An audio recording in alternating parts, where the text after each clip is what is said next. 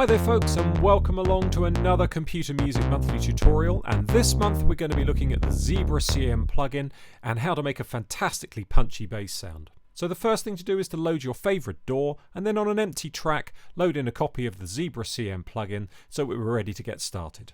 Now, just as we would normally do, we need to start from a point of initialization, and we do this first of all by going to the central display here, clicking and then selecting UH Initialize. This merely initializes the patch and gives us a sound a little bit like this. Now that's a very contemporary sound, and we want to take that sound backwards a little bit to make it more focused. So the first thing that we need to do is to go to the oscillators. We're going to start with oscillator 1. Underneath where it says oscillator 1, it says dual. This means that there are two waveform signals being detuned against each other. We just want one, so we click on that box and change it to single. We then do the exact same process again, but this time we do it over on oscillator 2. And so that we can focus on one oscillator at a time, I'm going to turn the volume down on oscillator 2 as well. So that will give us quite a thin sound by comparison that sounds like this. Now we also need to reverse engineer another element which is relating to the harsh attack we currently have at the beginning of the sound. And we're going to do this by going to the filter section, which is over on the right hand side, and the pot which is labelled ENV2, which stands for envelope 2. We're going to click in the centre of that pot and we're going to drag the mouse down until it reads 0 in the centre display. Or if you prefer, just make sure that the line on the pot is facing 12 o'clock. Now, having reduced the envelope 2 pot, the sound that we hear now is rather dull by comparison. So what we're going to do is we're going to go to the cutoff pot in the filter section and just turn it up a little bit to make the sound a bit brighter and also make it a little bit clearer so that we can hear what we're doing. And I'm turning that up to a point of about 50. Now we're going to go back to our oscillator 1 section and the waveform pot. One of the strongest parts of the Zebra CM's armoury is the fantastic wealth of wave content it has in the oscillator section.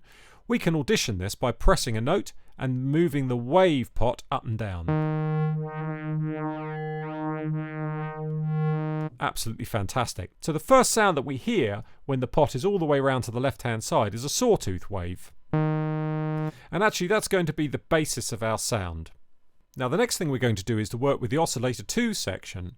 So we're going to move over to oscillator 2 here, and actually so we can hear things a little bit clearer, I'm going to turn the volume down on oscillator 1, I'm going to turn the volume up on oscillator 2, so we're now just hearing oscillator 2. Now what we're aiming to do here is to create a slightly different sound to complement what we have going on oscillator 1. Now what we're looking to achieve here is an effect which is known as a sub-oscillator, which is effectively a tone playing one octave lower than the main oscillator. Many classic synthesizers have utilized this technology. One of my particular favorites is the Roland SH101, which actually has a dedicated sub-oscillator channel, which you can feed into the main signal. We're going to attempt to do something very similar with the Zebra today. Traditionally, the waveform that's used for a sub-oscillator is a square wave, and you'll find a square wave if you play a note and then just change the wave pot just very subtly. There we go. So you can see on the readout it just says 2. It's a very small amount of movement. Now the next thing we're going to do is to change the tuning of this particular oscillator. We're going to drop it by 1 octave. So I'm going to play a note and change the tuning. And you can see when it reads -12, that relates to semitones. We could go lower if we wanted to.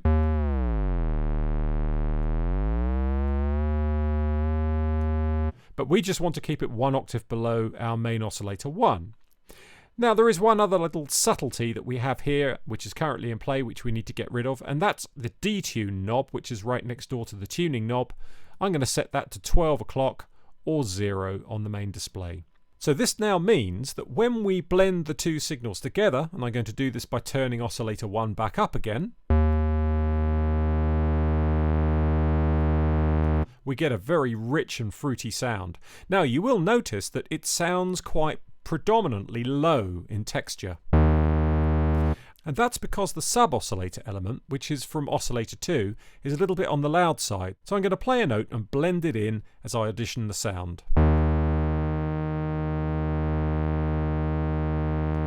so we don't need an awful lot of it. At the moment, the sound is fairly constant. And as we said at the beginning of the tutorial, we're aiming for a punchy bass sound. So the way we get a punchy bass sound is we're going to go back to the filter section, and the pot, which is on the bottom left hand corner here, I'm going to press Control and click and select envelope 1. Now what this means is envelope 1, which is located here, which is also shared for duties with amplitude or volume, it's going to be sending a part of its signal to the cutoff frequency. So if I now play a note and I turn this pot up,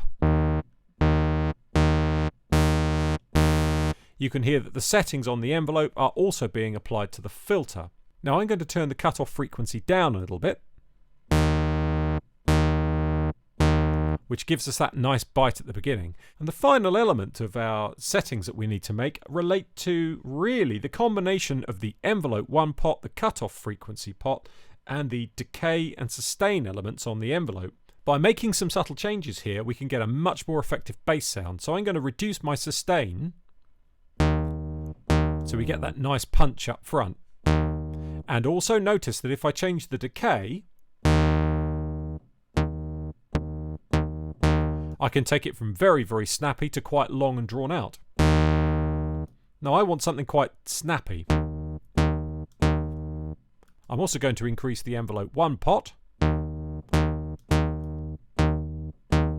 Now we're getting somewhere. So now we can play some fantastic little riffs using our new sound.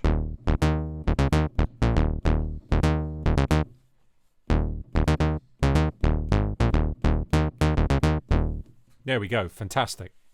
So the last part of this punchy bass equation has to do with a little production detail. Being a bass sound, it's going to benefit from having a compressor applied.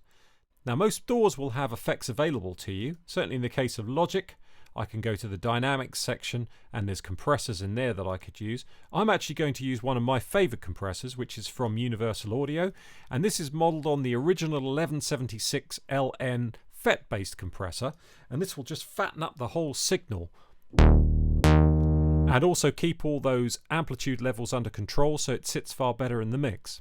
So I hope that's really useful to you. It's time to go away and put some of those punchy bass sounds back in your mix.